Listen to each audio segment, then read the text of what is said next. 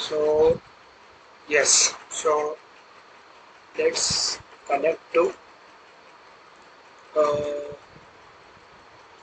the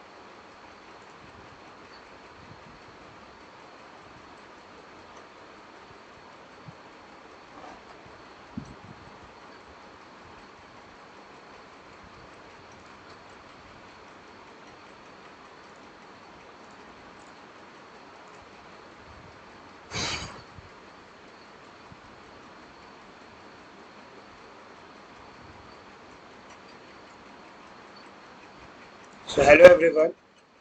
So in this particular lecture, which is the week 7 of the course Transport Phenomena of Non-Newtonian Fluid, and conducted by Professor Dakisur sir from IIT Guwahati.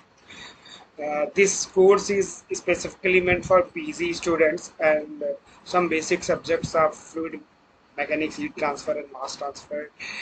Uh, is preliminary courses for this particular course. So, though there is some recap and revision of everything which is being done here. So let me just see if yes. So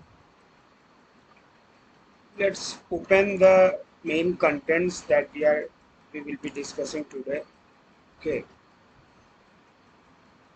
So now it is week 7. So we will be discussing about this here.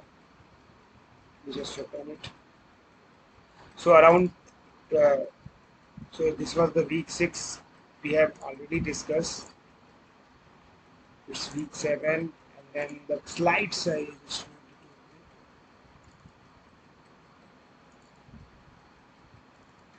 Yes, so week 7 slides are here.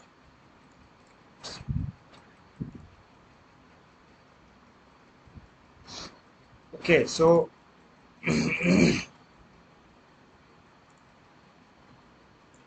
so this particular week was around the packed beds and fluidization bed, and how this packed bed and fluidization systems are being employed in industrial setups, and mostly in these setups so far whatever concepts and understanding you are having about this Kojni-Kármán's model, and then this Ergun equation, the overall Ergun equation which is there, uh, they basically deal with this Newtonian fluids passing through them. But in most of the industrial setup, these fluids are non-Newtonian in nature. So uh, there has to be a correction for the existing Newtonian model of organic equation so that you can easily predict or compute the behavior of the system with non-Newtonian fluids, right? So the lecture 22, 23 and 24, these three lectures were the part of this particular 7th week, and here first you got to know about this flow of non-Newtonian fluid through packed bed, and then in the next lecture dispersion in the packed bed, what are the different influences of the dispersion in the packed bed, which is the main reason arising from the non-Newtonian effects in the packed bed. And the last lecture of the week was about this liquid solid fluidization by power law liquids. Okay, so we will be discussing about the each of them, So what we will be doing, we will be discussing these, and then we will be solving the questions that are in hand. So let me just first take the main slides to our uh,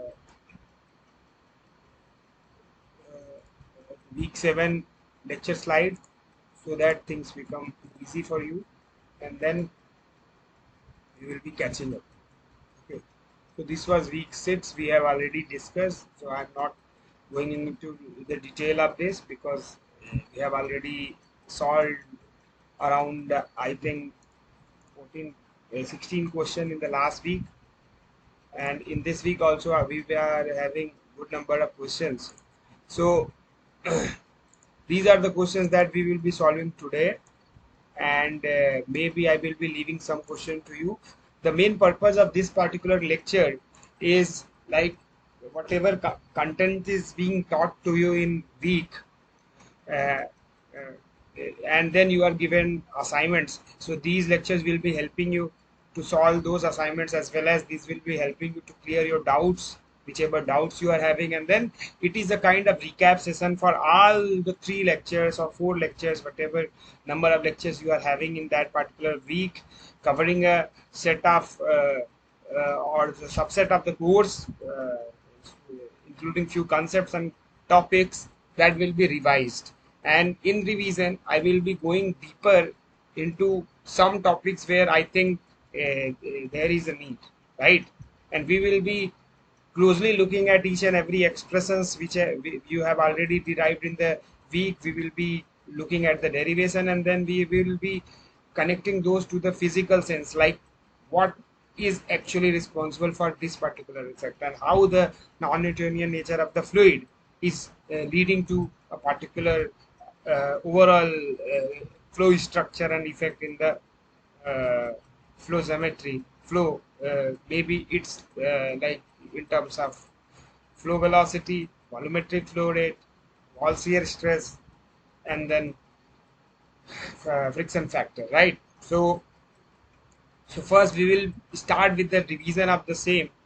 So but before that, what is the main thing that I wanted to again tell you is the concepts of this, the fluidized bed or the fluidization, that whatever you have studied in your uh, uh, fluid mechanics, basic chemical engineering, or the fluid mechanics course, or this mechanical operation course if you are from a chemical engineering background. There are these things, but the main thing is these fluidization uh, and and derivations, whatever you already had, they are not for this. I mean, non-Newtonian fluids, for example, the power law fluid, or the gum,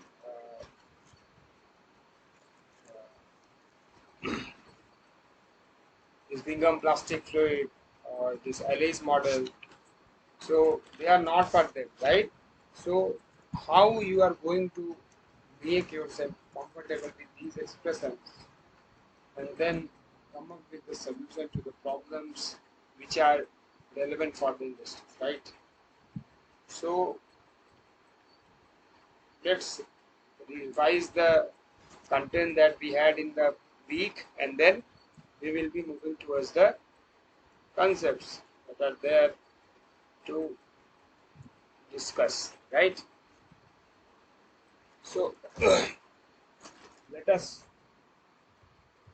open the slide that we are having anyway. uh, I was having that here, yes. So the week 22 started with the flow of liquid through beds of particles, right? So example of Newtonian and non-Newtonian fluid flowing through bed of particles, right? So filtration of the, so here the bed of particles are there, and then you are trying to actually look at if the fluid which is flowing through them is non-Newtonian in nature, right? So how the entire physics will be changing, and how this will be helping you to actually see what can be the overall effect, right? So let us write this. I will just put it somewhere else. So let me just see. It's not okay. So let's fix it. The pen. Yes.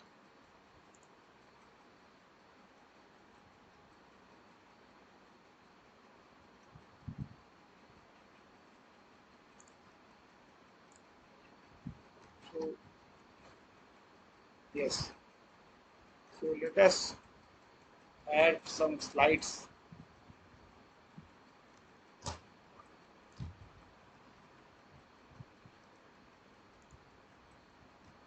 Okay. So what I'm saying is, suppose this is the packed bed. Okay, and lots of spherical particles are there, and they are packing it up. Okay, and suppose liquid or gas as a in. Uh, Sometimes these particles can be catalyst also in some reactors. So, so that so suppose Q is the flow rate of the feed which is up. So for the Newtonian fluid, you know that the famous Ergun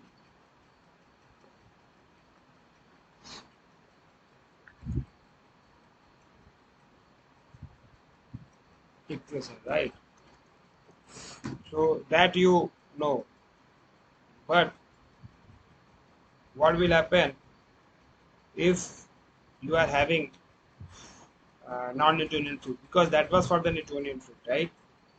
For the non-Newtonian fluid, how these will be playing its role and how there will be changes, right?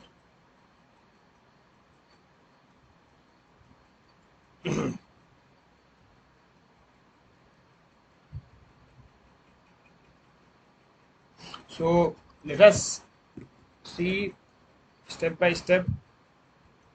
So so whatever fluid you are having now, it is not like a pipe flow. Rather, here the fluid has to go through different direction, different paths it can follow. Okay, so the Ergun equation, if you remember the famous Ergun equation, so it is uh, the pressure drop is equals to 151 minus epsilon whole square divided by epsilon q mu v divided by dp square plus, this is for the laminar part and this is for the turbulent part. Okay,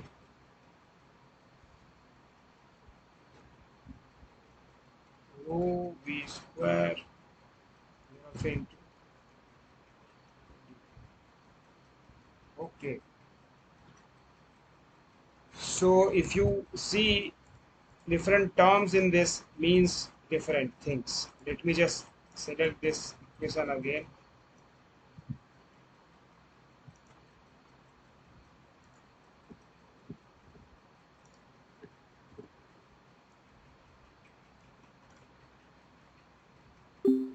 So these, let me just change the color. This is for what? This is what? Pressure drop per unit bed length. Okay, pressure drop per unit bed length. So this is pressure drop. Let me just see if I am online. So that is another thing that, oh my god,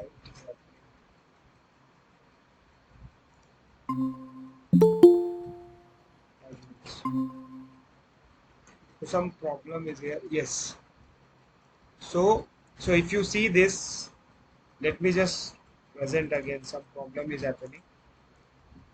Okay. Yes.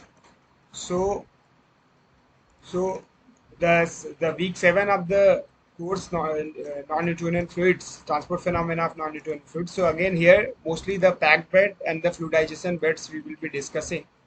And in that we have seen that for the Newtonian fluids flowing through the packed bed or the fluidized bed, uh, this Argon equation is used, and this is having this is having two part. One is for this laminar kind of flow, and another is for the turbulent kind of flow, right? So one is in this one is this cogenic Karmans.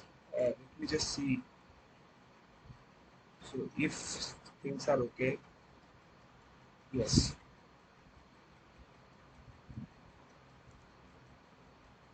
okay.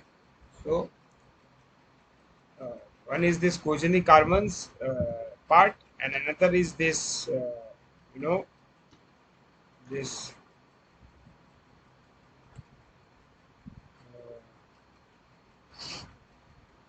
let me just do it step by step, then things will be okay. Epsilon is what? Epsilon is what? Bed porosity. Bed porosity, right? Epsilon is bed porosity, and then if I see,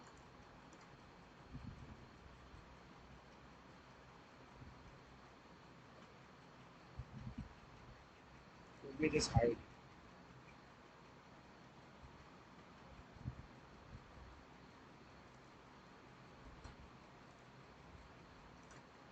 Let me just fix it here. Yes. I will just make it half, right? Always I do so that it is easy for us to.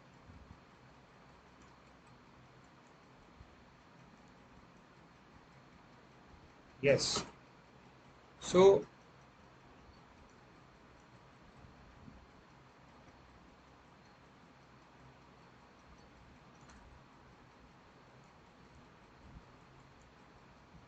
now this things, if you see,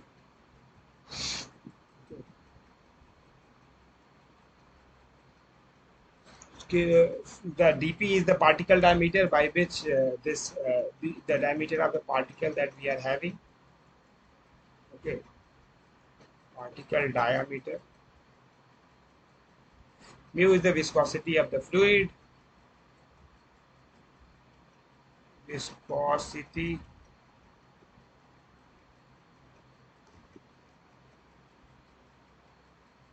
of fluid. Okay, and this nu is what? Superficial velocity. Volumetric flow rate divided by total cross section. It is superficial velocity. Okay. So this equation is for what? Assumption are steady. Assumptions are steady, incompressible flow through a packed bed of spherical particle. Spherical particle. Okay. And we call it ERG Argon equation, which is giving pressure per unit length, right? So in this one there is two term, right?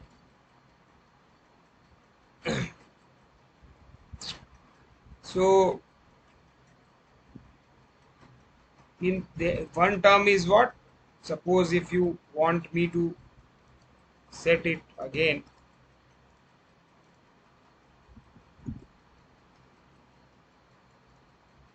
so the two terms in that, okay,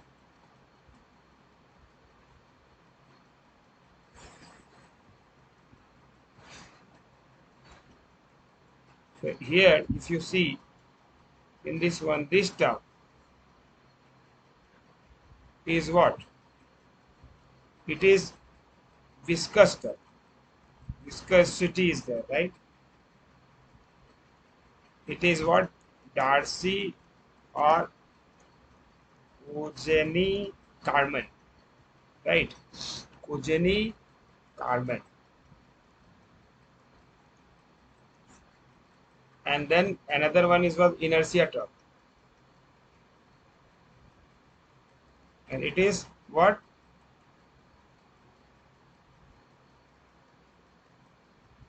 This is empirical, or sometimes people call it for Keimer, empirical. So adding viscous, linear, and the inertial quadratic term. So it is linear, you see. Another one is quadratic with V. Using empirical prefactors, we can have this organic equation, right? So this inertia term, what it says, if you see what this says. So this is empirical at higher velocity and addition of the quadratic velocity loss appears, okay. And now Ergen fitted Beanie experimental data set and chose the prefactor 1.75 here now for this inertia term. Poisson carbon model for the packed bed of the particles give a, okay. So it is done now. So moving to the class lecture, let me just open it for you. Yes. So here, if you see that the let me just see. Sorry.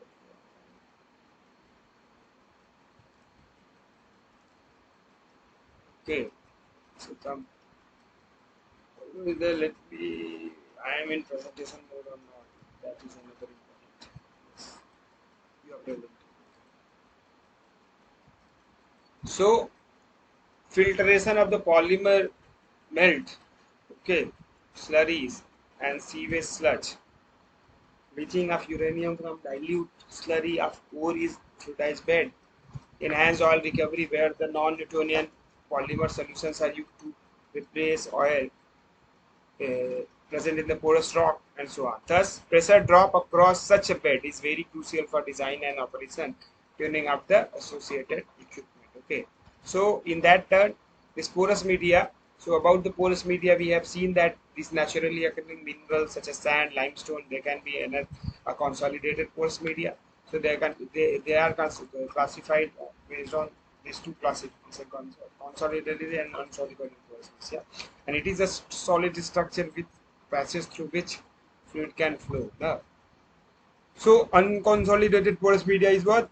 These are packed bed of the glass, bead, catalyst, particle, residue. So like I have already said that catalysts can also be the spheres. Okay, possess higher permeability and often less resistance to the flow. Packing can be order or random, and then complete random packing hardly ever occur. Okay, so let's see. Okay, so any comments or okay. So it is okay. So now cake and bread are good example of random packing. Okay, so so so these porous media can be characterized at two level. First is this. Let me just fix it here. Okay, so I just want it to be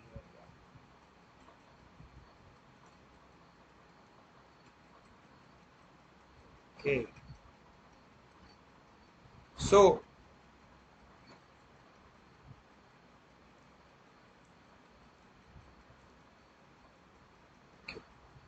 so they can be classified, they characterized at the microscopic and macroscopic level, and these two levels are complementary and are used extensively depending upon the objective, right?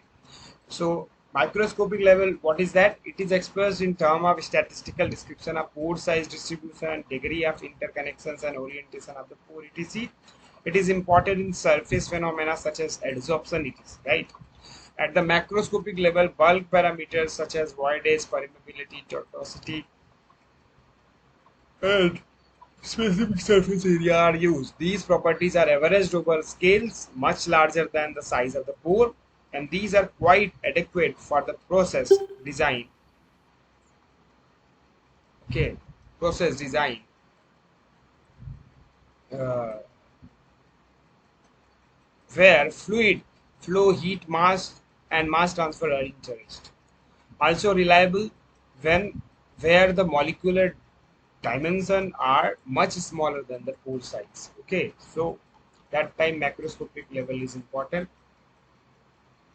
The macroscopic parameters often used for this quantification as we have already seen for the porous media are voidage, which is porosity, specific surface area, permeability, and tortuosity. Tortuosity means the path through which it goes on. Okay, like we have explained in this particular slide. Sorry. So in this particular slide, we have this is the part this is following based on the arrangement of the particles. So easy, this is called tortuosity, right? Okay. So voidage is what? It is the fraction of the total volume available for the flow of fluid. So it varies between 0 to 1 depending on the nature of the porous media. Ceramic rock, sandstone, etc. have epsilon, which is porosity, voidage equals to 0.15 to 0.2. And fibrous bed and ring packing have epsilon value to be 0.95. And specific surface area is what? It is surface area per unit volume of the bed, right? So it is expressed as SB, which is a S into 1 minus epsilon, which is epsilon is the voidage, you know. And then when voidage is 1 minus epsilon will give whatever is not voidage, where the material is. And when that fraction is multiplied by overall area, surface area, it will give the specific surface area, right?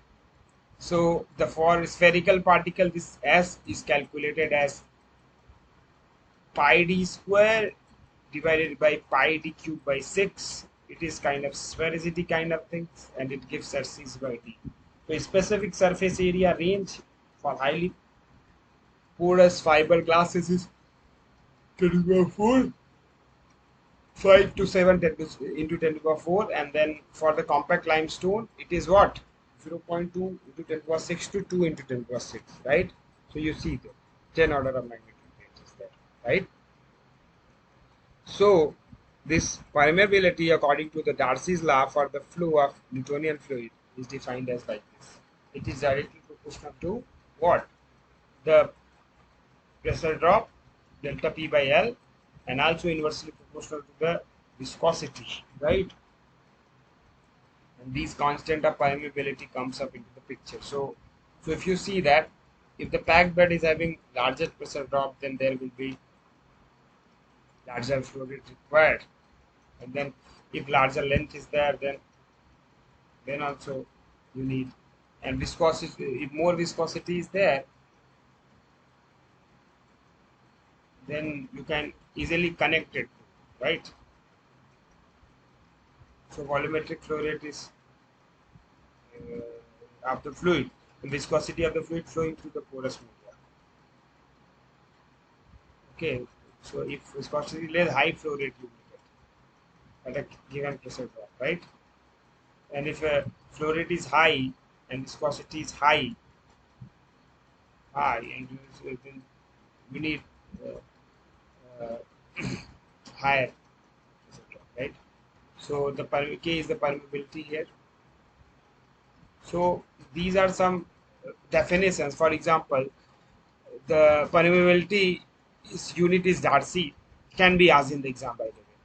And if the porous media is said to have permeability of 1 Darcy, if a pressure gradient of 1 atm per centimeter result in the flow of 1 centimeter cube per second of fluid through having the viscosity of 1 centipoise through an area of 1 centimeter square, right?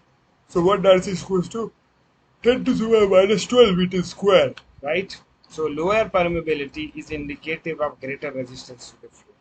So if permeability is low, then there is resistance is more. So the typical range is 10.11 for fiberglass to 10 ⁻14. Tortuosity, we have already seen it is a measure of deviation of the fluid element from the straight line path in the direction of the overall flow. It depends on the voidage, particle size, shape, orientation of the particle in relation to the flow direction, and it becomes unit as the voidage approaches 1, right? So when the voidage is 1, then it means that voidage is 0 and voidage is 1, void. So for plate-like particles, it is greater when they are oriented normal to the flow than when they are parallel. So we have seen that. So I was explaining, if the particles are like this and flow is happening like this, then there has to be much less resistance. And if the particles are placed like this and flow is like this, there is very less resistance. Okay, and it is not intrinsic characteristic of porous media, right? So now pressure drop to packed bed. These are there. So these two slides we will be covering quickly. So pressure drop in a flow through the packed bed. So these are theoretical lines. I will be reading it very fast. Then we will be going towards the mathematical technique, because some questions are around these. Some theoretical questions are there in the questions that we will be solving today. So that's why we are having these discussions. Okay. So flow passes through the bed. Our particles is very random and complex to have simple analytical solution for the pressure drop. So thus interstitial void space may be simplified as a consistent of the tortuous conduits of varying cross section but having a constant average area for the flow. With the approximation of the bed voidage, flow in the porous media is equivalent to that in a non-circular conduit offering same resistance to the flow as the bed of the particle offering. Generally, flow passes in a bed of particles are oriented and interconnected in irregular manner. Thus, elementary capillary model cannot account for the real life complex and the void shape space of beds. However, analogy between flow through a circular tubes and through a channels in a bed of particle provide basis for deriving a general flow rate versus pressure drop equation. This approach would be used for different flow regimes and corresponding pressure drop equation derived below, right? So so this is suppose streamline flow is happening and this is the bed that is there. So the effective diameter of the particle which is used for creating the bed is d, and overall it is spread in the area a. So the velocity that you can find is v naught equals to q by a, and this is the effective channel that you are considering, and the effective diameter of the channel is 4 into rl. L is the effective length, right? So Hagen-Pauli equation for the streamline flow of the Newtonian fluid through the circular tube is given by v d square by 332 mu delta p by l. So this is coming out from the Hagen-Pauli equation, and then similar equation we have derived for the power law flow in our past week lectures, right? So these two things. So let us see. What I'm saying is,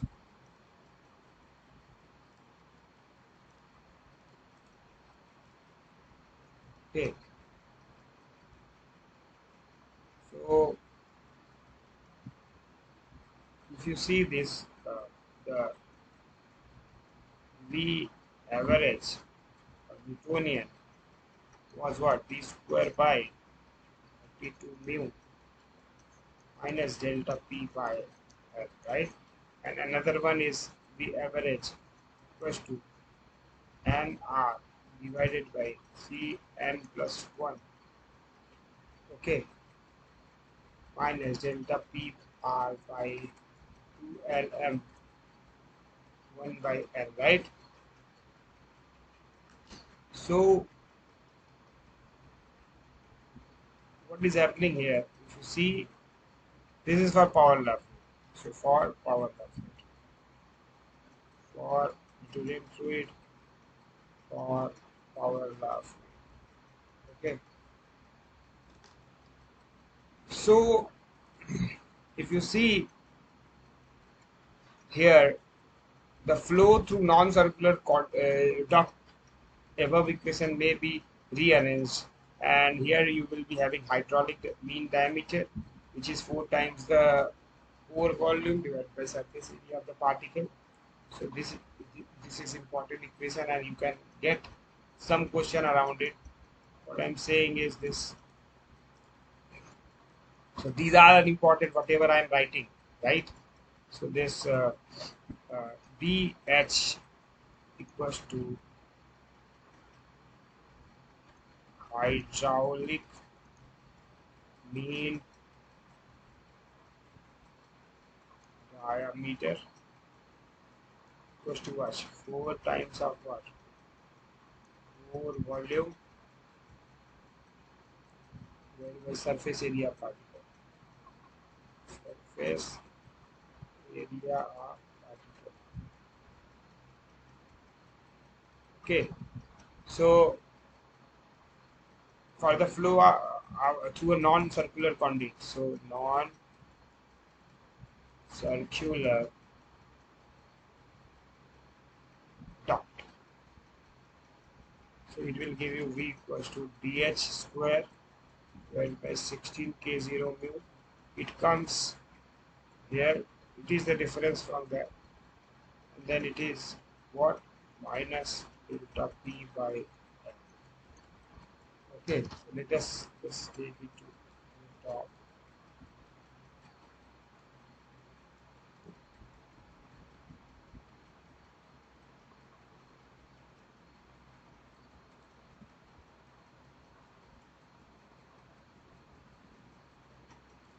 Okay, so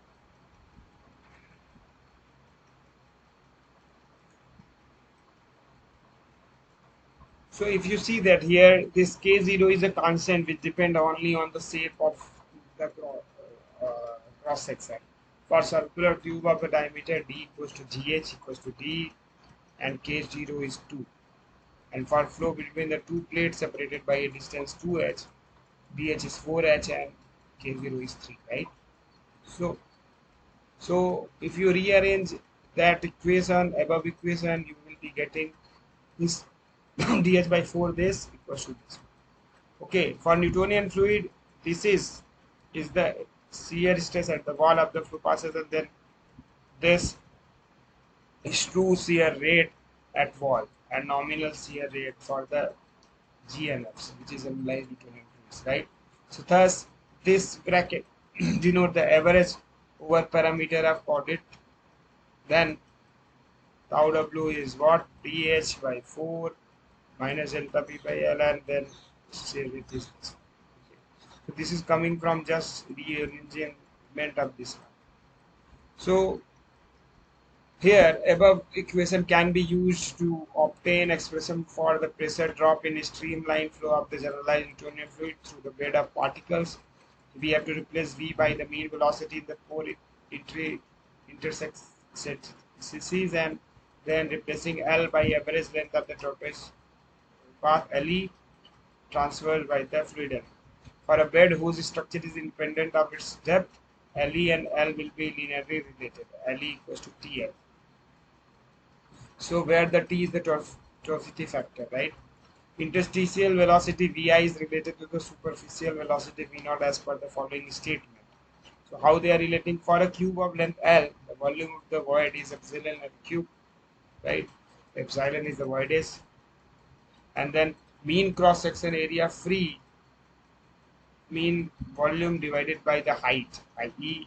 epsilon L square, so L cube by L. Okay. Then the volumetric flow rate through the cube is given by V0 L square, and thus average interstitial velocity Vi is given by this one. So this is the important expression. You please look at here. You are seeing that the Vi is having V0 divided by epsilon. Epsilon is the voidage. So the average interstitial velocity is nothing but the V0, which is the superficial velocity divided by the porosity. By considering tortuosity factor, what we can do that is here then V0 divided by epsilon into T can also work. Above velocity also refers to the pore velocity. Okay, So this we have discussed here. And hydraulic mean diameter is in terms of packing characteristics. For a bed of uniform sphere of diameter d, it can be estimated as dh equals to 4 into floor area divided by perimeter. Okay, equals to 4 into volume of the flow channel divided by surface area of the particles. Right. So the 4 into volume of the flow channel divided by volume of the bed. So top the numerator and denominator you are dividing both by volume of the bed, and then once you do that you will be getting this volume of the flow channel to the volume of the bed is what, epsilon, and surface area of the packing to the volume of the bed is what, SB, specific surface area. We have already seen that SB is this one. Okay, we have already seen that the how we have got the SB. Okay, so it is this volume of the bed. Okay, so moving ahead. So, okay. So these are this L equals to TL, VI equals to V naught divided by epsilon T, and then DH equals to 2 by 3 DE, D into E. So this expression that we are talking about. So but SB equals to this, and then S equals to 6 by D. You just put everything here, you will get DH equals to this one. So 13, 9, and 11 we have derived, and once you are having this one, you just put them in the shear stress and shear rate expressions that you have related for the generalized Newtonian fluid and the Newtonian fluid at the wall shear stress, right? Then you will be getting 14 and 15. Okay. For generalized non-Newtonian fluid, now the correlations started coming up. So in the for the first time in 1987, shear stress uh, at the wall of the pore or capillary is related to corresponding nominal shear rate at the wall by the power law, typically related as m dash gamma w n n dash, where m dash and n dash, right, are what, are not the one that we have already seen in power law. Rather, it again depends on this the power law indices, right? So m dash is apparent consistent coefficient, and n dash is flow behavior index, and are determined by pressure drop versus flow rate data obtained in the packed bed, right? So by analogy with the generalized procedure for the streamline flow in the circular tube, n dash is n and m dash is m3n plus 1 by 4n to the power n. So you see how it is depending on that. The dimensionless friction factor may be obtained for this case by simplifying this minus delta p by rho. This is this Darcy's equation for the flow, and you see that you will get finally this f equals to this, right? And now all the expressions 14, 15 you are having, then f is also you are having. Now f just adjust it in terms of tau w also. Okay, and then tau w you put back in terms of m dash and n dash, right? And then finally you will have this. Okay, so it is done now. So this again you further solve. Finally you convert that into 180 64 by RE type of equation. Then RE star is defined in this one. So now you are having the Reynolds number for the power of fluid, and here you are having the factors related to porous medium. So it is happening to the packed bed, right? So the packed bed part is now coming up into the picture. So now the packed bed, and in that packed bed, you are having the flow of the non-Newtonian fluid. Here the power law fluid has been considered, and you can easily see that the all the power law factors, this is m and n, are coming up into the picture along with the porosity, the the superficial velocity, the density of the fluid, viscosity of the fluid is not here. Okay, but what I'm thinking is uh, this the Reynolds number you have computed over here, right? So And here you see that the value through the experiments they have used as K0 equals to 2.5 and T equals to. So again, these are the empirical relations which are anyway compared, corrected, rectified using the experimental system. So for the Bingham plastic fluid, similarly, the flow of the viscoplastic fluid through the bed of the particle has not been studied extensively as of the power law fluid. Thus, using the similar approach used for the power law fluid can be helpful. For Bingham plastic fluid, the mean velocity in the circular tube is defined as this. Okay, so phi is this tau not b by tau w, like we have already seen in the third or fourth week where we were having the flow of different non-Newtonian or generalized Newtonian fluids through the pipe. Okay, later we had the flow through between the plate, inclined plate, and then between the concentric cylinders, right? So those things we have already discussed, right?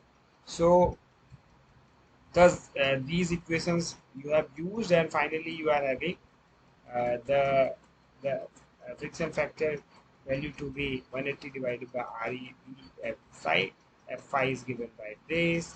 REB you know, right?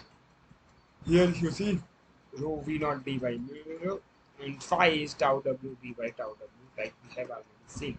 So the shear rate is 8V by D, which is nominal, equals to tau W by mu B, 1 minus 4 by 3 phi plus 1 by 3 phi to the power 4, and phi is nothing but tau naught B divided by tau W, means yield shear stress for Bingham plastic weight divided by wall shear stress, right? So you see that. So transition and turbulent flows of generalized Newtonian fluid in the packed bed.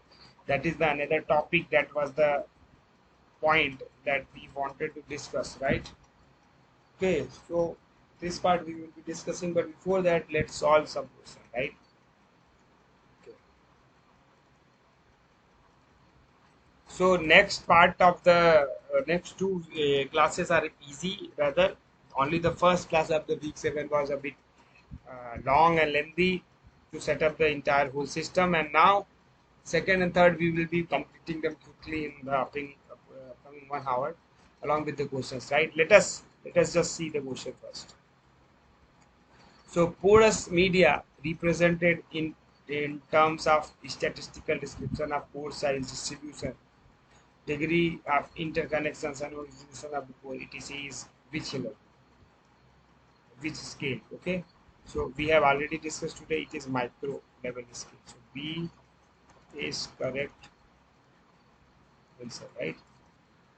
So we have seen that, right? I think let me just open it.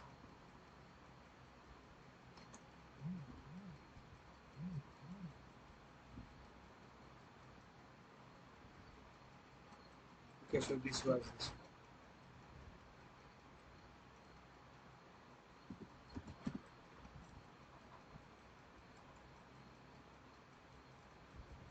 this. Let's just put it here. Keeping these here at the same place.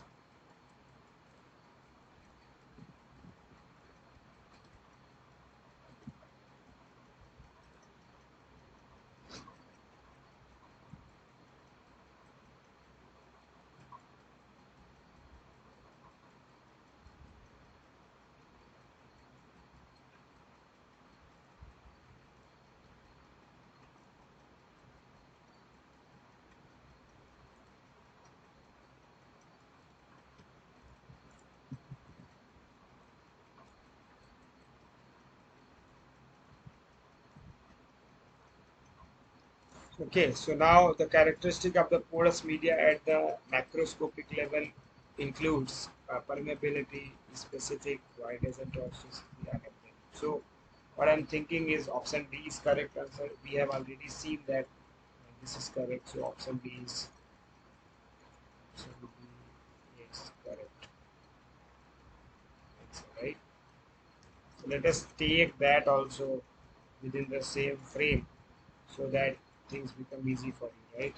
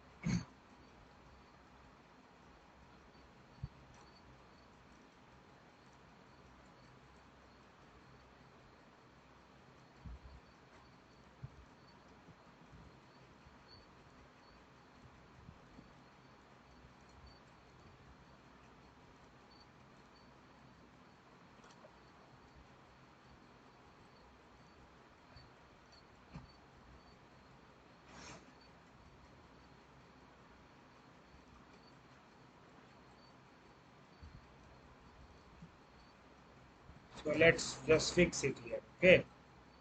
So these are the concepts that are needed in order to have thorough understanding of the question that we have already asked, right? So all the answers are detailed, so it will be revising you the same slides that we have already discussed. But the thing is, the main idea is the revision.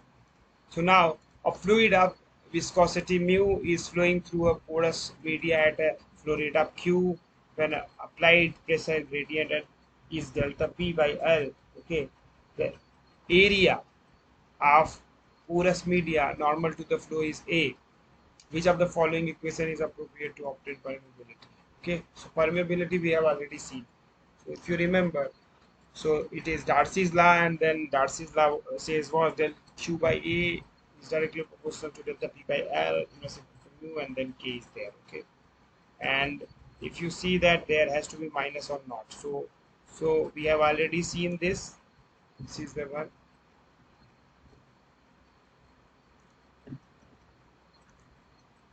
A is correct. That's right. A is correct. Answer, right. Now moving towards the next question. And the next question says, let me just increase the volume. Yes, the next question says, uh, here, uh, this one. For a fluid flowing through a porous media, if a pressure gradient of 1 atmosphere per centimeter results in the flow of 1 centimeter cube per second, having the viscosity 1.1, then what is the permeability is Darcy's unit? It is 1. We have already seen this definition. I think I have not added that here, but that is there. Let us just get it. The definition of verb 1, permeability, right? This one. So these are simple questions, but having deeper concepts in it, and they will be anyway helping you in sailing through the problems that you will face. So for a packed bed, the tortuosity of the bed is always less than 1, greater than 1, uh, none of the above. So for the packed bed, if you remember the discussions of the tortuosity that we had, yes, you see. Let's see what happens. But things are important. The tortuosity is what? It is the measure of deviation of the fluid element from the straight line path in the direction of the overall flow, right? So it depends on the voidage, particle size, shape, orientation of the particle in relation to the flow direction. It becomes unity with the voidage approaching to 1, right? So that was the question. See it clearly. For a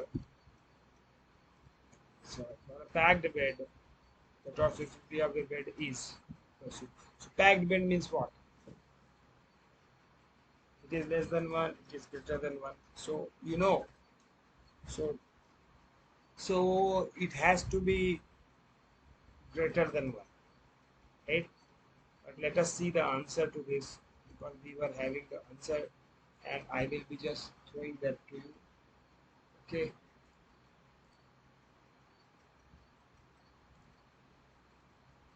So let us just complete it. And question number 5 we are solving, right?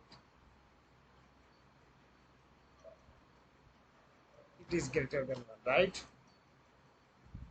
So the answer is given here. Here, if you see this one.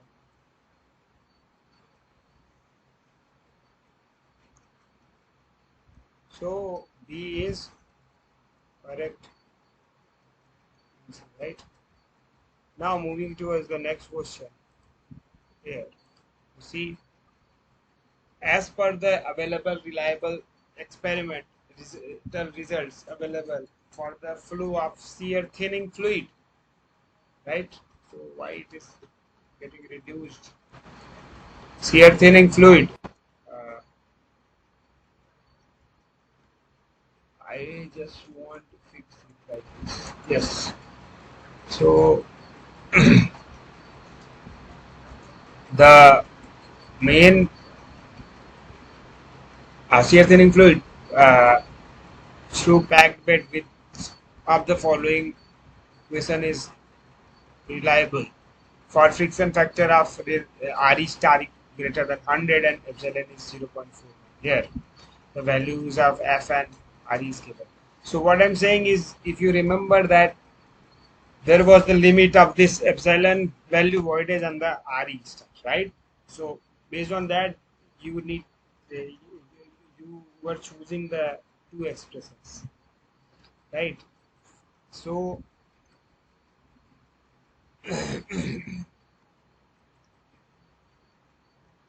so this is 150 by Re dash plus 1.75. If you remember, they will be coming up into the picture. But let us just come to the slides so that we can discuss it again. The Reynolds number anyway we know. Okay, we just save it. So keep saving because that helps. If some connectivity issue happens, then we will lose the data. Okay, so yes. So this permeability and everything we have discussed. We have also discussed the tau and gamma dot calculations. Now the F factor and Re we have calculated. So you see that this Re star in the case of flow through our fluid flowing through this uh, packed bed, this it depends on this superficial velocity, diameter of the particles, the indices M and N, and then voidage, right? And also similarly for Bingham plastics also we have derived. So let us just see what happens if the transition and the turbulent flow of generalized Newtonian flow. So it is happening in the packed bed, right? Apparent viscosity of non-Newtonian system is usually high. Thus, in general, flow conditions rarely extend beyond streamline flow regime, right? Also, there is no clear-cut value of Reynolds number for the flow transition. Experimental observations indicate that the cutoff Reynolds number increases with decreasing power law index. Other factors is that due to wide range of pore size, flow in some pores can be laminar, while in the other it can be turbulent. So very interesting thing is that. So you are having fluid and it is flowing to porous clusters. Suppose in one particular path, whatever it is following through the tortoise path, it is having laminar. Another it can have turbulent flow depending upon the complexity of the flow structure and the porous media arrangement through which it is actually passing through. However, cutoff Reynolds number of Re star is 5 to 10 is good approximation for engineering design calculation. Capillary bundle approach has also been extended for correlating data on the pressure drop in the packed bed of sphere in transition and turbulent flow. Right? There is no clear cutoff for the Reynolds number for the flow transition. It will be high. Okay. Thus, in general, flow conditions rarely extend beyond streamline flow. Okay. So here you understood that mostly for the non-Newtonian it will be around streamline. So Misra and Brew et al. Proposed this empirical relation, estimating this effective viscosity as a function of diameter of the particle voidage and then this N and M that we have already seen. In the it is then substituted in the modified Reynolds number. Re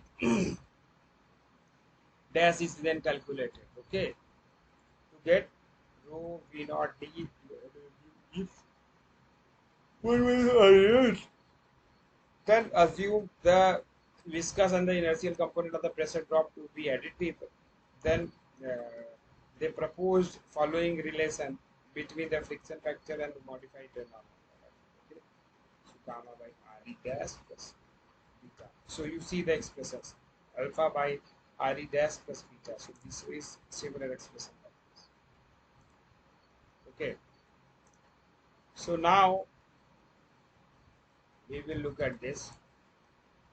So here you see somewhere RE dash is there, while somewhere RE star is there. That is important. Misra et al. Performed experiment for the power law fluid flow intact and the fluidized bed of sphere, and then they got that alpha is 150 and beta is 175. Okay, then the conditions whatever they had, this RE dash is between 0.01 to 1000 and N is narrow 0.721 and epsilon is 0.31. It is good one.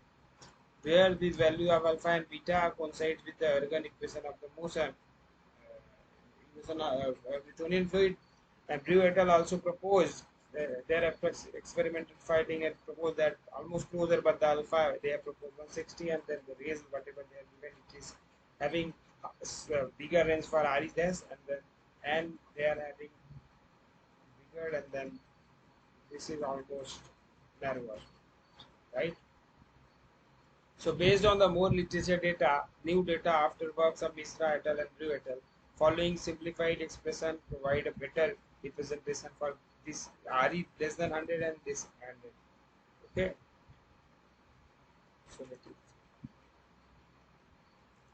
So this is not correct. 29 is not correct because it is greater than 0.41. So this one is point should be used with alpha 150, and thus it is suggested for the flow of shear thinning fluid in packed bed should be used RE is less than 100. Okay, and for rest 150 by RE dash plus 1.75, right? Okay, so A is correct.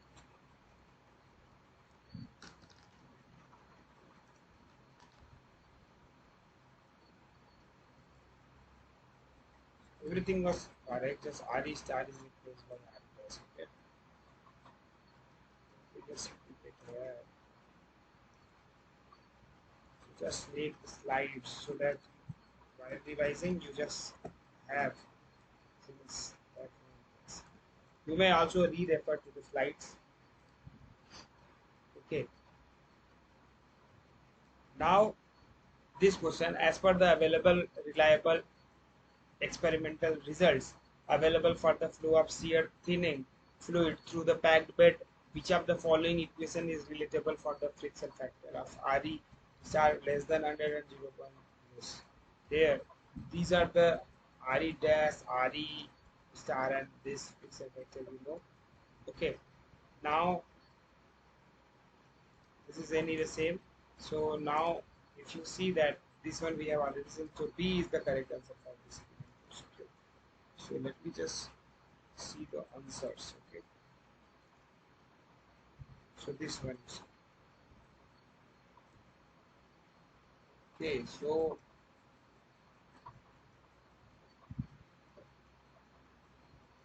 this one B is the correct answer for so far.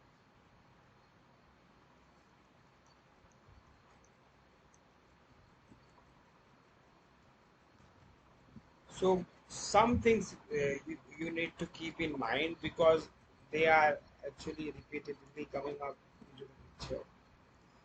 So for flow of the fluid through a bed of a spherical particle packing in a tubular column, what is the relationship between the superficial velocity V naught and interstitial velocity Vi? Okay, so it is Vi equals to V naught by epsilon. We have already seen, so that's why I am directly putting it into the picture because we have already derived it. Okay, B is correct. I will again keep the slides with you so that you see we have revised around 40 minutes the first lecture, and then lots of questions we are able to solve, right? And that is the main agenda of the revision that we are having here, right? So we are able to solve the questions, and as well as we are able to let me just get the slide where the things are. Yes, so you have just derived everything, and then now you are revising everything. and quickly you have solved these. This was the slide that I was talking.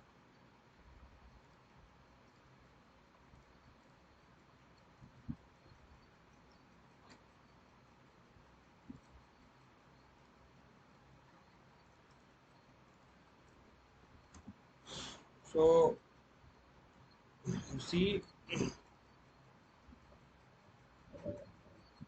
so V naught by epsilon. Okay, and sometimes if you want to include toxicity factor, then V naught epsilon T will come, so, and which is also referred as the pore velocity, right?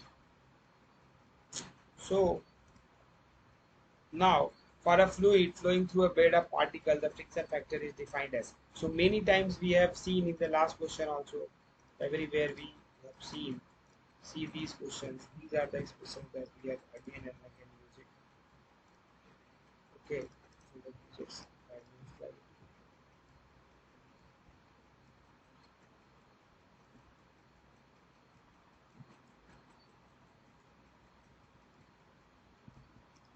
Okay, so here you see delta P by L d by rho V naught square epsilon cube by 1 by epsilon. So this is the question that you are dealing with. For a fluid flowing through a bed of particles, the friction factor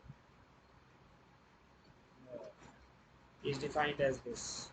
So, which of the following is correct? 2 by 3 d epsilon by 1 epsilon. Okay, so anyway, this particular question is important, but let us see. We have derived many things over here. Okay, so here dH is this one. So 2 by 3 d epsilon by 1 minus epsilon is not true, because unit itself, you see the unit of length coming up in the picture, and here d epsilon divided by unit of pressure is coming up in the picture, right? Okay,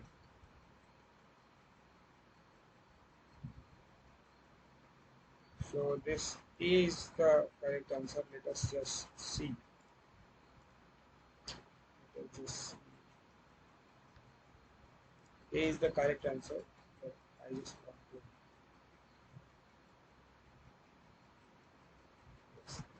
F. Yeah, this is the expression that I am talking about. Okay, so A is the correct answer.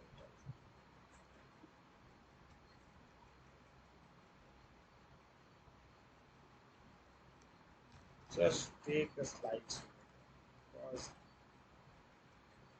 while revision, if things are at one place, then it becomes easy, right? So I will be putting both the slides that is related to the calculation of the friction factor, right?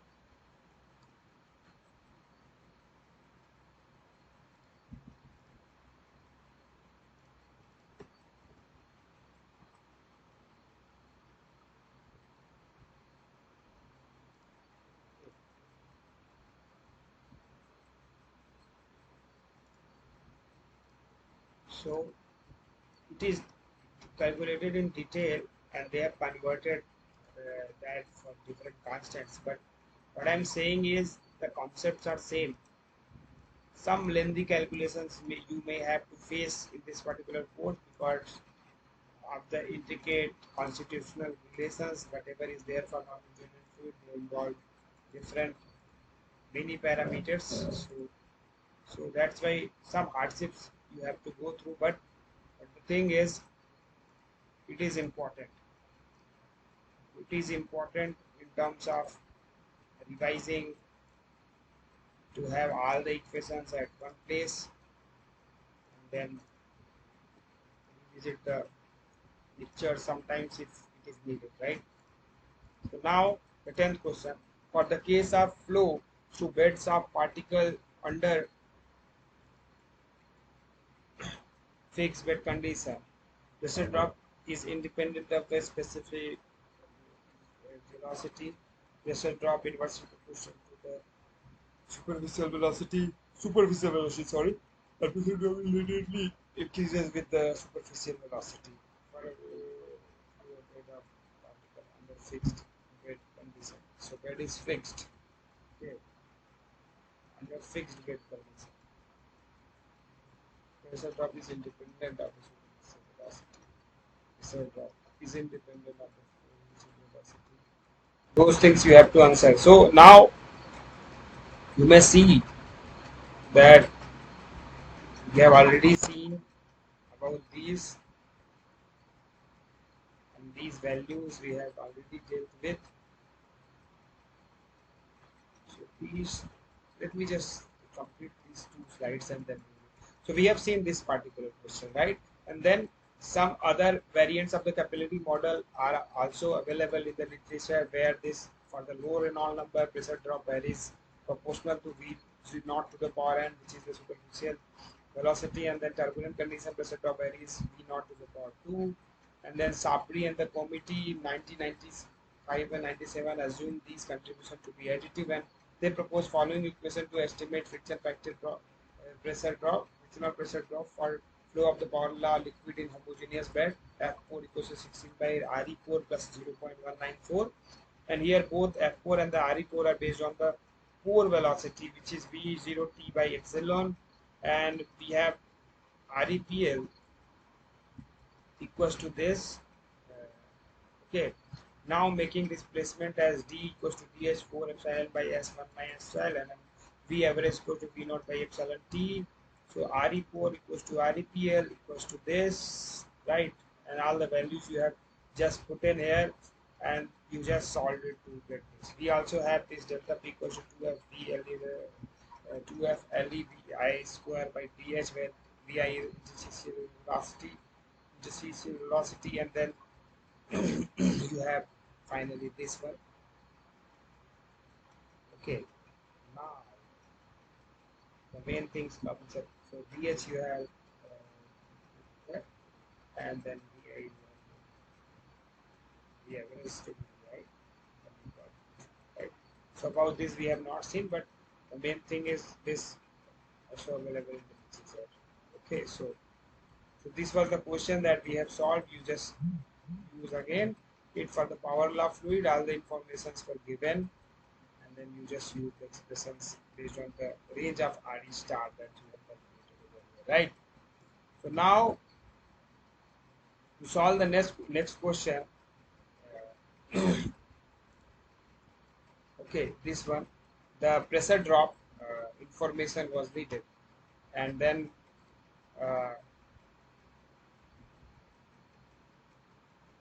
what I am saying is this question is around this what fixed bed condition. So now the particles are fixed. Okay, so pressure drop independent of the superficial velocity. Okay, and then pressure drop in inverse proportional to the superficial velocity, and pressure drop is linearly. The answer to this is what? Answer to this is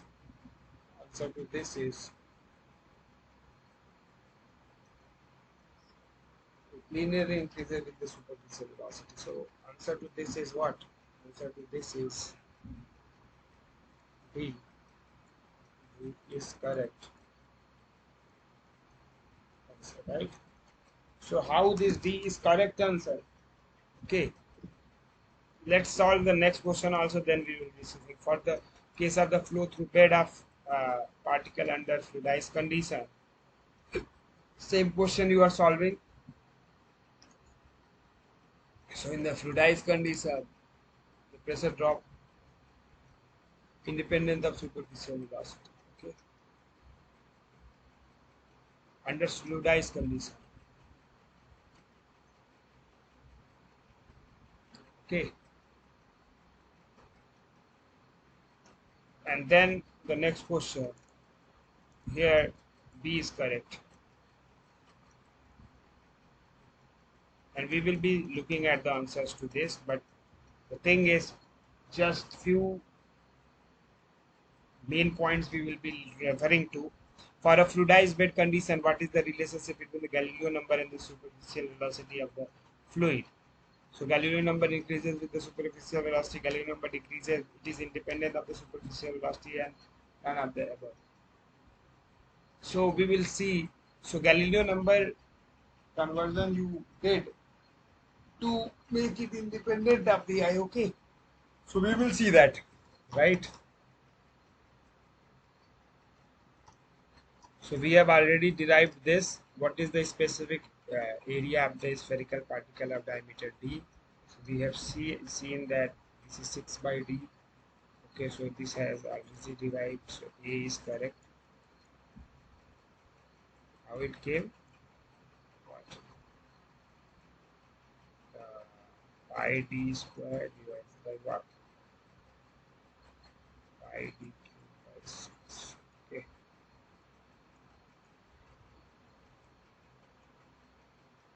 Okay.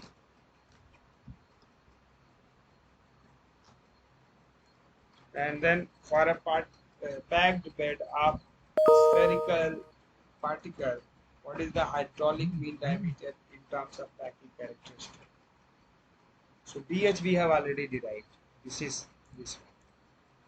So we have already seen this derivation.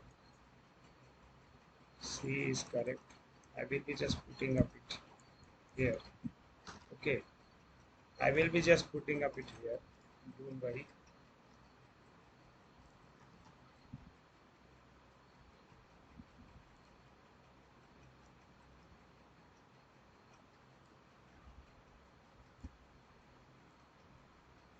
We just say it. Yes. I think I have derived it. Where? Here. You see. We have derived it, right?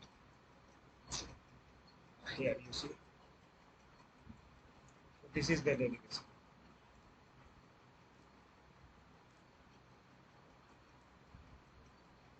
So you see, very intricate expressions, everything are being asked, and similar questions you may think of in the final examinations, right? So let's see about the Galileo number. So Galileo number questions we will be dealing with. So let us revise next two classes, because then only you will be able to see what is the main agenda of the lectures, right? Now we are having enough time. We have also looked at most of the questions. Just revision of few and recap of few questions are needed here. Okay.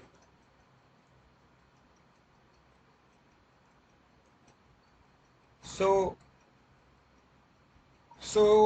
the next lecture was second lecture was on non-Newtonian effect. Okay, and how this. Let me just fix it like this. How I can fix it.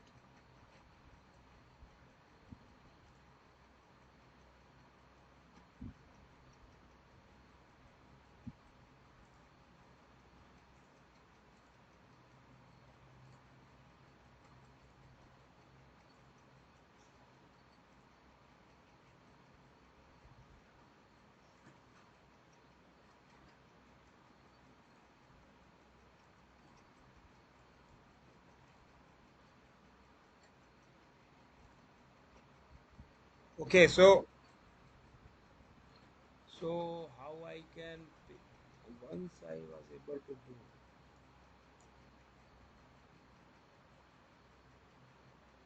Okay, so let's just see this. So these non-Newtonian effects, which is dispersion in the packed bed, about that we will be discussing. So it is regarded as the type of self-induced mixing process that arises during the flow of a fluid, right?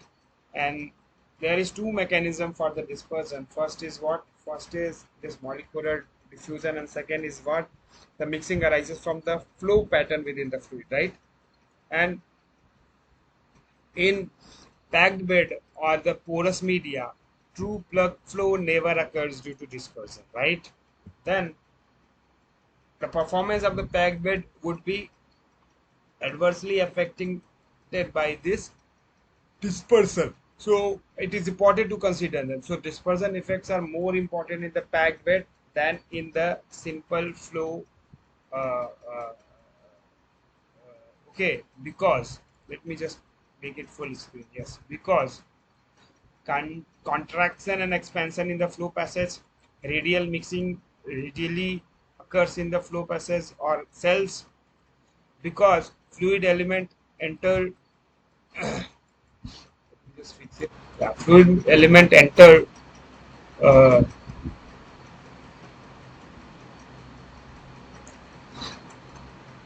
them with high kinetic energy, much of which is converted into rotational motion within the cells, right?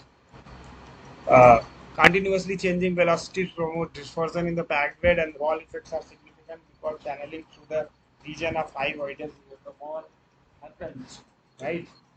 So these are the main points that you should remember. Is this Reynolds number 5 to 10? In this regime, the low flow rate is there, and then the molecular diffusion dominates, and cell mixing due to rotational motion contributes relatively little to the overall dispersion, right?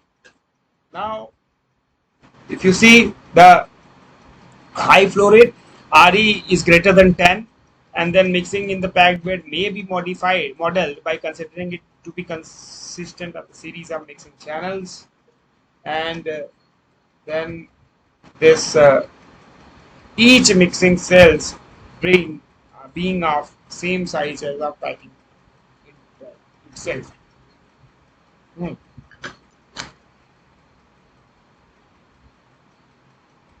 So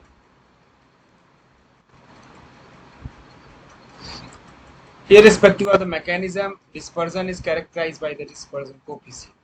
Okay. So the packed bed dispersion is anisotropic except at low velocities. Okay. So it is different direction. For example, in the longitudinal direction and the radial direction with the dispersion coefficient respectively DL and DR, they are very different from each other. For example, dispersion is considered to be linear. Rate of the dispersion is proportional to the concentration gradient multiplied by the corresponding dispersion coefficients. Unlike the molecular diffusion coefficient DAB, DL and DR are strongly dependent on the flow design and the bed geometry. Dispersion coefficient is analogous to eddy kinematic viscosity, okay, which is A we have seen in the last lecture of this turbulence. Okay. Hmm. So derivation of the differential equation for dispersion we have seen, and what I'm saying is the overall picture. This is one cell. So suppose the entire bed volume there is lots of balls, and then there is this lots of mixing zones where the dispersion is happening.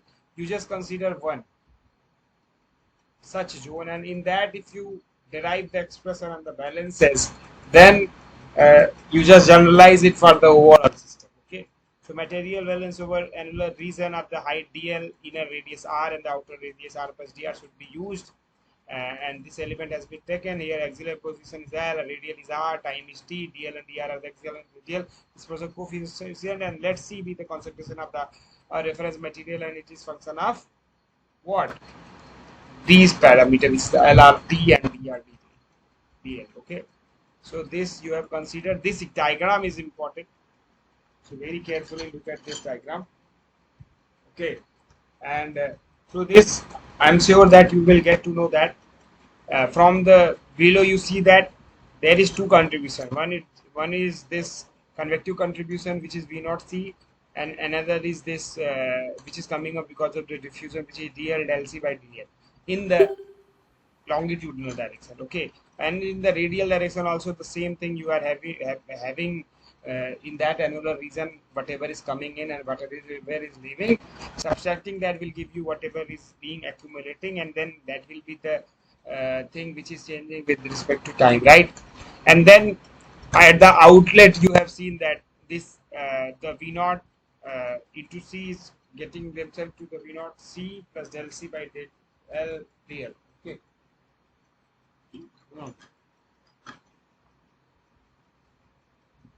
So it is very important now for you to see this one, right? So what I'm saying is, let us start looking at the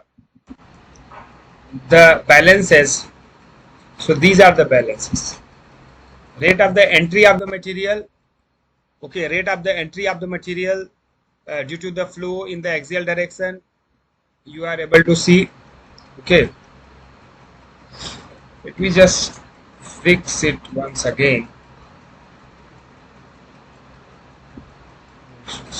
Okay, so this is okay.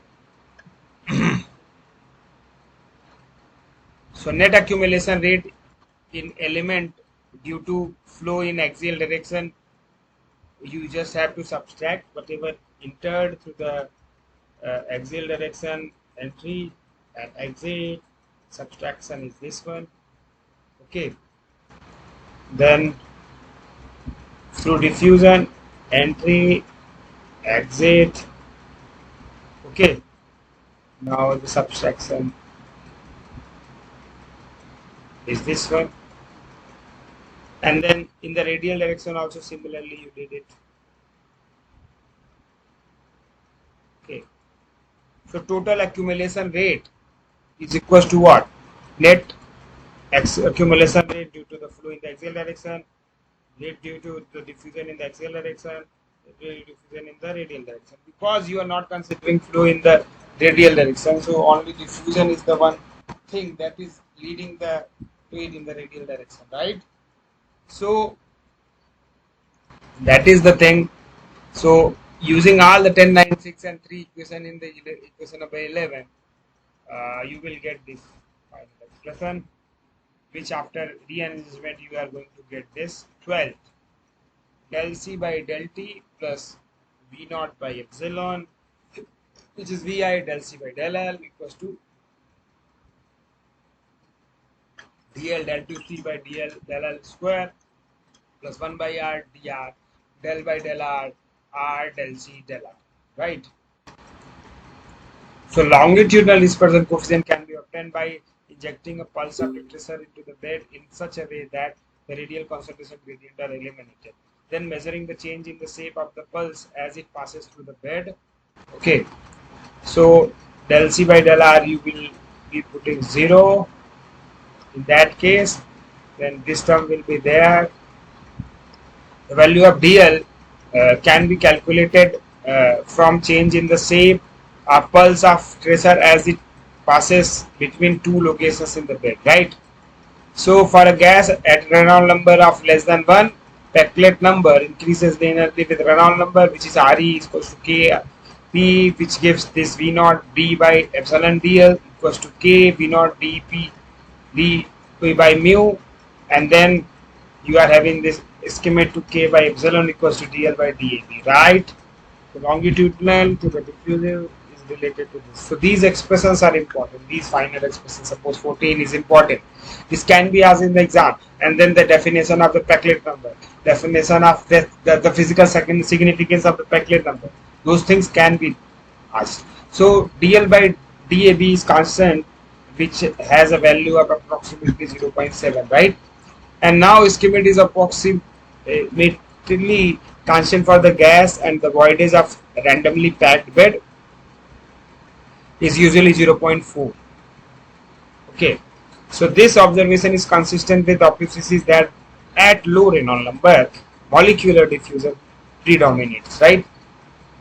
So at Reynolds number which is higher, here you are looking at the Reynolds number which is less than 1, but here now higher, Peclet becomes approximately constant for experimental observations. Okay, from experimental observations from Peclet versus Re plot for dispersion in the packed bed, this dl equals to 1 by 2 V naught by epsilon d. They have got an intermediate range of the Re. This effect of the molecular diffusion and the macroscopic mixing are approximately additive and dispersive coefficients are given by this one. Okay, dl 8 dAB plus 1 by 2 V naught by epsilon d. No. So the radial dispersion coefficient can be determined by injecting. So axial you saw. So in the radial now you see steady stream of the tracer at the axis and measuring the radial concentration gradient across the bed. Molecular diffusion dominates at the low Reynolds number, so ratio dl by dr corresponds to approximately 0.7 times of the molecular diffusivity.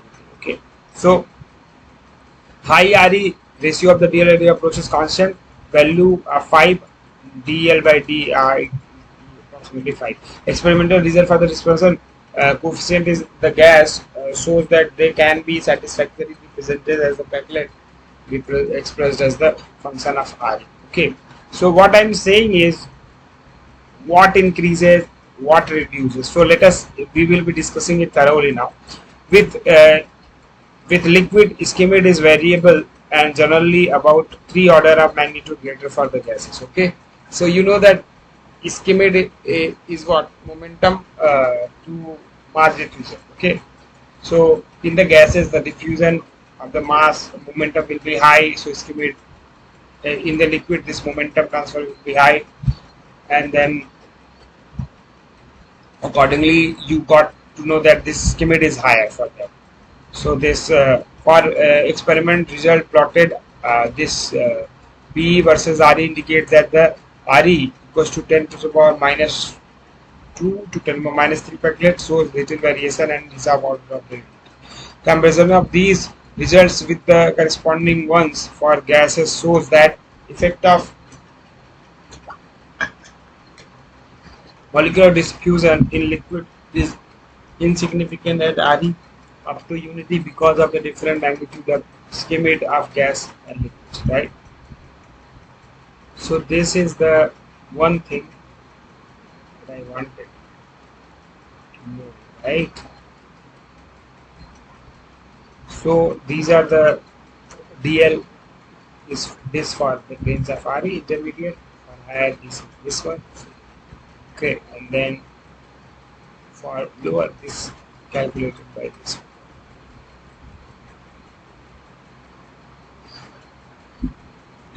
Okay, so now the dispersion of the flow of shear thinning liquid through the packed bed. So these are some empirical relations in the literature, and also the mass transfer in the packed bed. Kumar and Upadhyay, they have given very less literature is there, but yes, they have given these expressions. So no analogous heat transfer has been reported with the non-Newtonian fluids. So these are some literature which is available. The question that was there about the bond number that I was planning to tell you, this Galileo number is this one.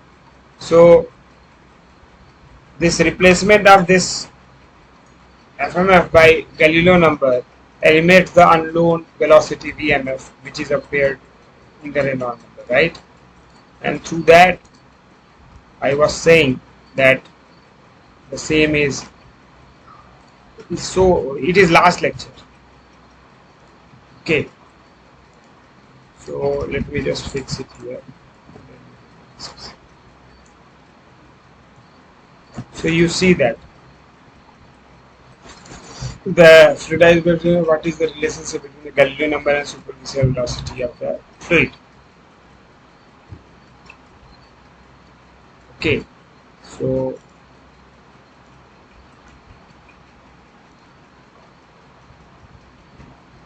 Galileo number is independent of the superficial velocity of the fluid. We have seen that.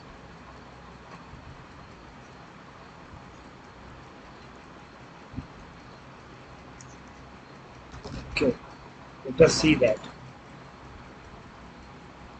Galileo number, the unknown velocity VMF, which is Galileo number is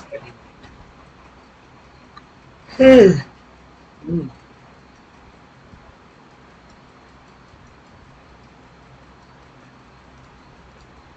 So this one.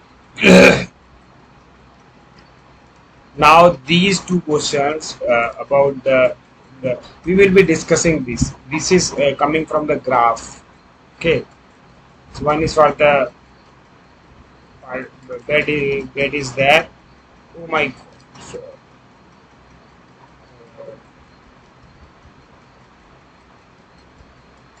let us fix it. Let us fix it.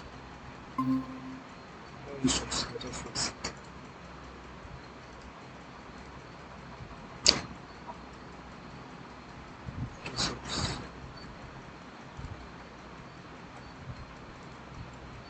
Okay, so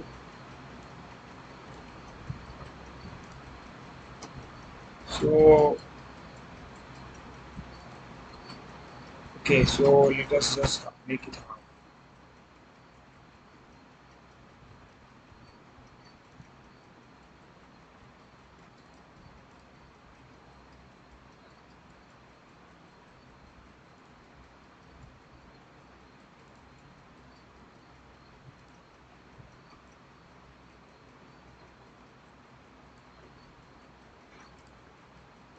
So let us just see. This is the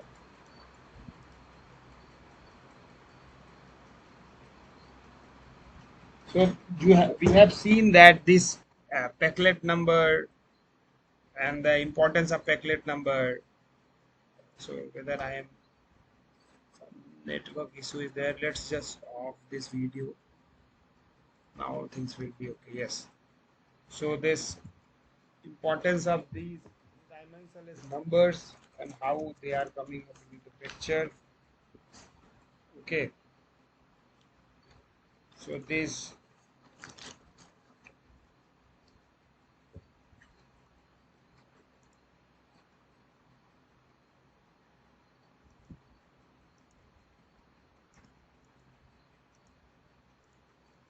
what I'm saying is how these are important, right? So you know that this Prandtl number comes in the thermal diffusivity, right? Thermal diffusivity. What? Thermal diffusivity. Okay, and this is coming like Cp mu divided by K, and sometimes mu by alpha, right? It is hydrodynamic boundary layer to the thermal boundary layer. These we will be looking at in the last week, I think. So the Pecklet number that was coming up is what? Heat transfer by convection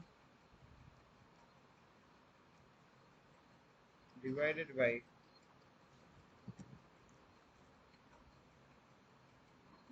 heat transfer by convection.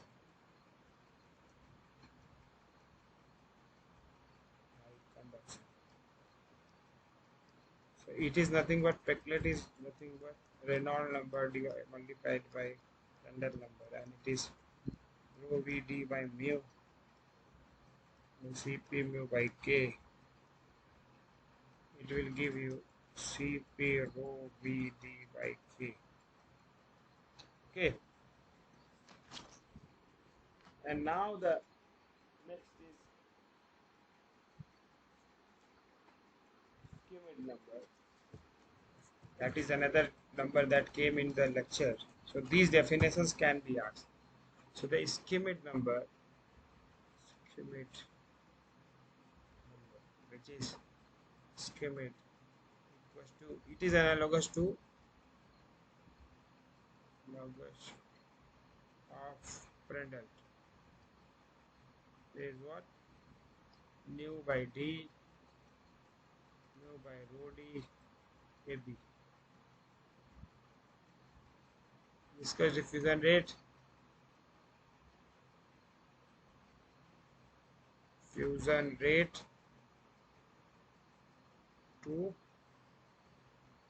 molecular diffusion rate.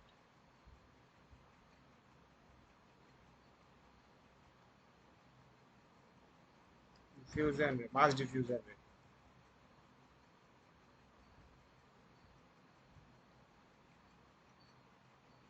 So it is used to characterize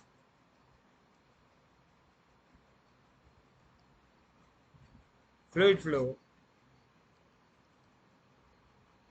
in which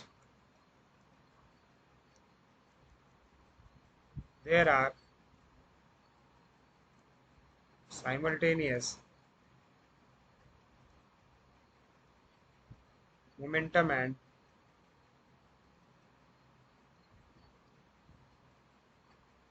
mass diffusion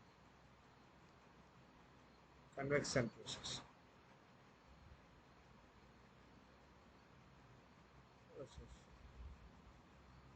Okay, so and some more thing about Prandtl number. What I was having is, if you want me to discuss, let us just we keep it here. So it is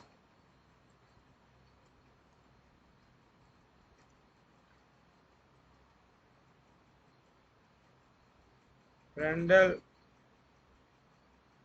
Prandtl number in heat transfer is analogous to Schmidt number in mass transfer, right? So heat transfer in liquid metal. Okay, so liquid metals, for liquid metals, Prandtl number is what? 0 0.0, very small. Okay, for example, what? So in this case, what? Thermal bonding layer will be higher than hydrodynamic bonding layer, and then it is, for example, Hg, sodium, potassium, and mixed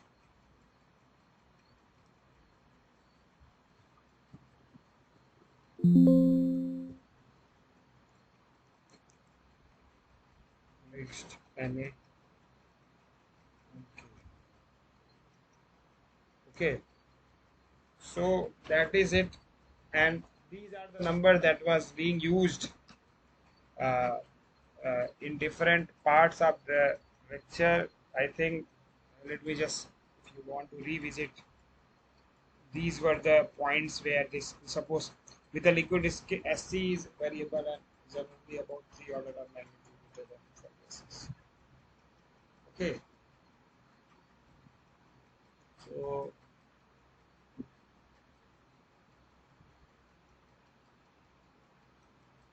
these you can think of by relative values of them, right? So then only you will be able to carry out this forward, right? So that's what, and then the result drop one.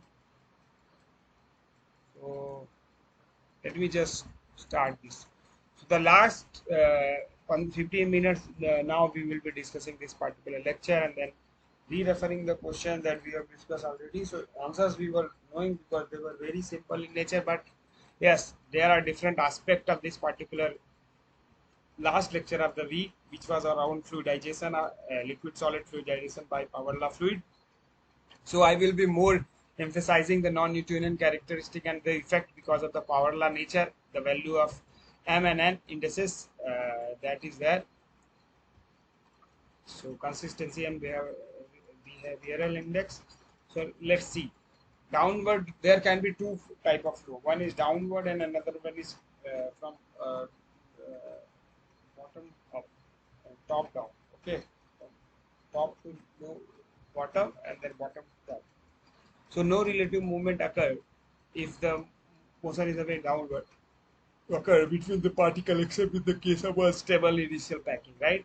So in streamline region, what is there? The Newtonian fluid N is 1, then delta P is right Q. For the shear thinning fluid, delta P is right to Q to the power a factor which is less than 1, and then for shear thickening fluid, N is greater than 1, delta P to the power and so this thing you remember, please. This thing is very important, and you can have some objective question getting framed from here on. And in the turbulent region, delta P is equal to 1.82 and it is irrespective of the value of parameters for the non-Newtonian fluid, right? So upward flow through bed of the particle, you see here, this case of fluid, uh, fixed bed. Okay, so this particular entire thing I have uh, discussed once more. Let us see if I can find that. One, I think that notes is there in the Bible. Let me just open it. We have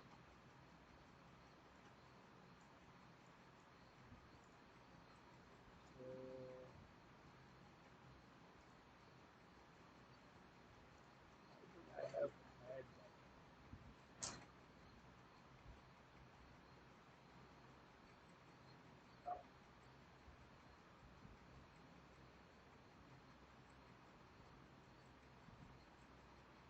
Okay, so this one is you guys are having steps.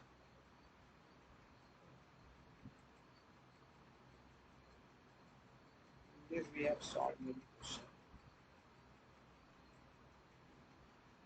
It is not around to Let me just see.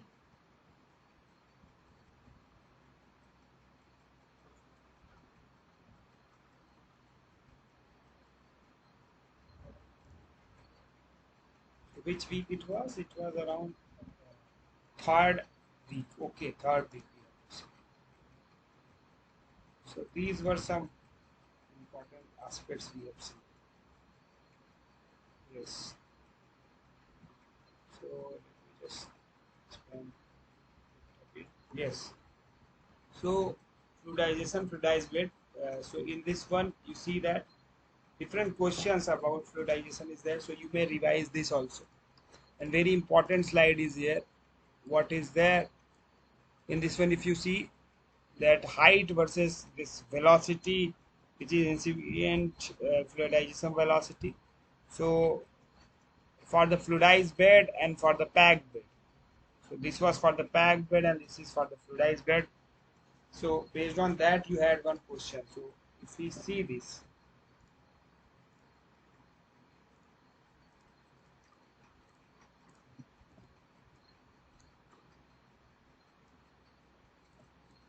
this process continues with the increase in the velocity with the total frictional force eliminating equal to the weight of the particle until bed has assumed its loosened stable particles.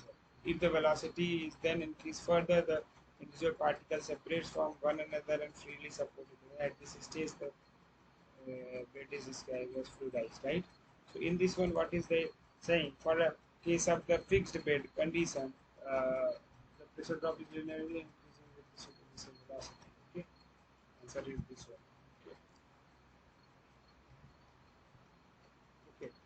And then in the case of fluidized bed, what is the answer? The pressure drop is independent of velocity. So this diagram is this this I have taken from different lecture, but in our lecture also it was there, right? So let us look at, because this entire concept is similar. So I am re-referring the my uh, one note lectures. So here the minimum fluidization condition we have seen. Particle starts leaving its place in the bed. Okay, so this pressure drop within the bed to the UMF is defined as this. This diagram was there in the class. Let's just see this. Okay, so if I take that here, the one that I'm talking about, this particular diagram, very important diagram in terms of if you want to see the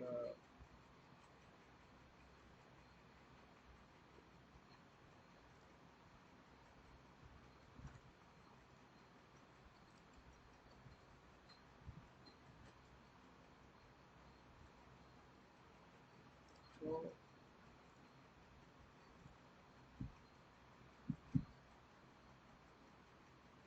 let us just put it here.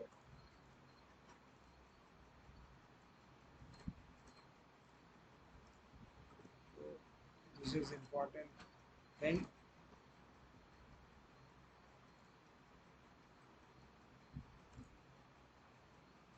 Bed height increases at a constant pressure drop, right? So the in fluidized bed, what is having bed height is increasing at a constant pressure drop, right?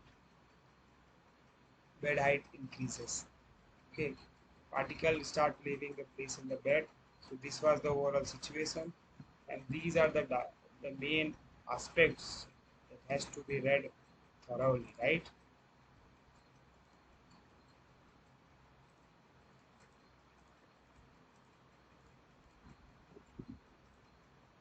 So I am taking slides from different NPTEL lecture only, but no problem. The similar we had in this particular lecture also. So let us see the one that sir has used. So you will be having understanding coming from both the concepts, right?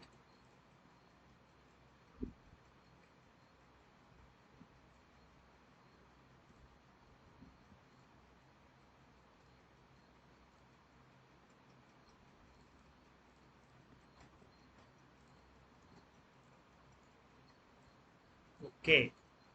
So the topic is same. So there was this, which is with the increase in the Galileo number is ratio of thermal settling velocity to the minimum velocity decreases. These are some different concepts, but anyway, if you see this, this was the Galileo number to that ratio plot.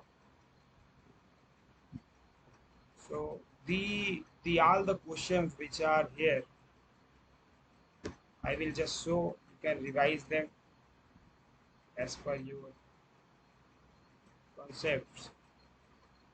So these are similar to the one that we discussed, but these were for the Newtonian fluids. Obviously, for the non-Newtonian, the things will be different, and we will be also looking at them.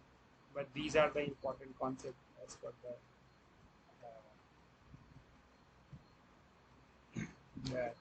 concepts that are there, right? This was the numerical that was there. Okay.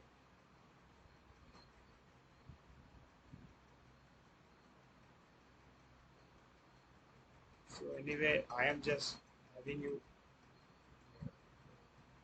So these videos are being recorded, so you may actually look at the overall understanding concepts through these slides. So this is being recorded, no problem. So I'm smart, but these questions will be helping you anyway. Okay, so everything is done now. So let's close it. Yes. So now you get it. All the questions we have already solved, and if you want me to again have revisit of the last lecture. So here you see that the upward flow of the bed of the particle. So the bed of the particle is happening, and then there is this minimum fluidization situation where this balance of the drag force and the gravity weight is balanced, and then there is this particular level of fluidization when there the gaps in the particle is a bit more increased, and then there is pneumatic fluidization, and this is the one which is used for the transport of the semi-solid things from one place to the other. Very important and very prominent way of transportation of the fluids, semi-solids. Upward flow through the bed of the particle, frictional pressure drop should be same as the downward flow case. If bed is constrained at the flow is not disturbed by the flow, structure should not be disturbed by gradually increasing flow rate point at which the drag or the particle becomes equal to their buoyant weight. Particle arrangement should occur within the bed, then expand in order to offer a less resistance to the flow. By further increasing flow rate, bed gradually become loose and reaches a point where the particles are separated from each other. Then particles become freely suspended in the liquid stream and bed is said to be fluidized. Listen, by further increasing flow rate, uh, more particle move further apart, causing increase in the bed width, but pressure drop remains constant. It is approximately equal to the buoyant weight per unit area of the bed. Till this point, system behave a similar manner whether the fluid medium is gas or liquid. Liquid fluidized bed continues to expand in a uniform manner with the degree of agitation of the particle increasing progressively. This is said to be under particulate fluidization condition. Qualitatively, similar fluidization behavior can be obtained with non-Newtonian fluids, right? So now the non-Newtonian fluids come up into the picture, right? So liquid solid fluidization is what? So till now what you had was the fluid flow, bed of the particle, upward flow of the bed of the particle, those things you were having, right? So now here this delta P and log V naught curve is coming up. So you started increasing the velocity, you are moving from O, suppose this is O to A, and then there is this dip, velocity decreased, bed of the maximum porosity is here, and then fluidization point you are passing. And then if you reduce the velocity, now you will end up somewhere else. Okay, so upward flow of the liquid through the bed of the particle, the curve between the pressure gradient and the superficial velocity on the log coordinate, the explanation of the same curve that we have seen is here. So the experimental data for the CMC solution where n is 0.9 through a bed of the 3.57 where is 100 mm diameter is shown in the figure. In spite of a scatter of the data at the onset of the fluid, the region up to fixed bed and the fluidized bed can be clearly seen in this diagram, right? Fixed bed here, fluidized bed here. And these are the values n equals to 0.95, 3.75 and the VMF and delta. So this is the condition for incipient. So this expression can be actually, because this is the famous expression. So velocity corresponds to the incipient fluidization point, can be calculated by equating pressure drop across the bed to its buoyant weight per unit area. Width at the onset of the fluidization should correspond to the maximum value attainable in the fixed bed. Thus, the fluidized bed total frictional force on the particle must be equal to the buoyant weight of the particle. So this is the balance that you have. This rho minus rho into 1 minus rho Lg is the weight, and then this is the pressure drop which is across the curve. So there may be some discrepancies between the observed calculated minimum fluidization velocity attributed to channeling, wall effect, agglomeration in the particle, small particle interlocking of the particles, right?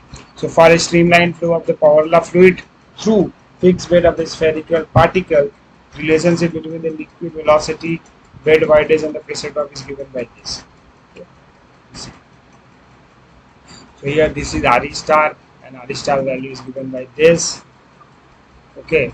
So now from the equation 6 and 7, so 6 you are having this and 7 you are having this. You can actually calculate the V naught value which is coming up, which is superficial velocity in terms of n and m and the porosity. So for n equals to m, it will be similar to Poison's equation, Kalmar's equation that we are discussing. So now you see these are the minimum fluidization velocities which are here for the power law fluid streaming flow, and here this if voidage is corresponding to the minimum fluidization and V naught is corresponds to the minimum fluidization velocity in the friction equation developed previously, such as you will get this one. Okay, and then the inclusion of the Galileo's number came up into the picture, and independent equation from BMF has been derived. So this is the equation question that was the example. You can re-revise this equation, this question, and then some dispersion in the fluidized bed, how the dispersion effects will be taken up into the picture. Very few literature is there, but yes, Van and Fan 1973 they have come up with some solution to this particular problem. And if this chi naught equals to 1 for the packed bed and chi naught equals to this for the fluidized bed, and based on that for the packed bed you can reduce this equation and get the main result. Also, liquid solid mass transfer in the fluidized bed has been considered. Mass transfer coefficient were calculated, so they are benzoic acid pellets in the waste. Cylindrical benzoic acid, spherical and cylindrical resolution of the spherical and cylindrical spheres and cylindrical benzoic acid pellets in the bed fluidized by CMC solution, which is having this power behavior index n equals to 0.85. The mass transfer coefficient were calculated on the basis of plug flow model from measured rate of weight loss of the particle using the log mean value of condensation driving force at the inlet and the outlet of the bed. Their data was satisfactory correlated to this mass flux they have calculated, and then okay related to this factors. So these were some important things. Okay, and the effective viscosity for the packed bed, and then corresponding Reynolds number, and then Jm has been calculated based on that. Okay, so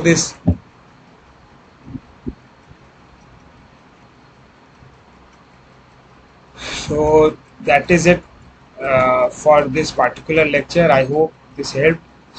This was a bit difficult lecture in some sense, so you need to revise it again and again and relate it with the one that you read in the standard chemical engineering textbooks and the standard books for the fluidized bed and fluidization, right?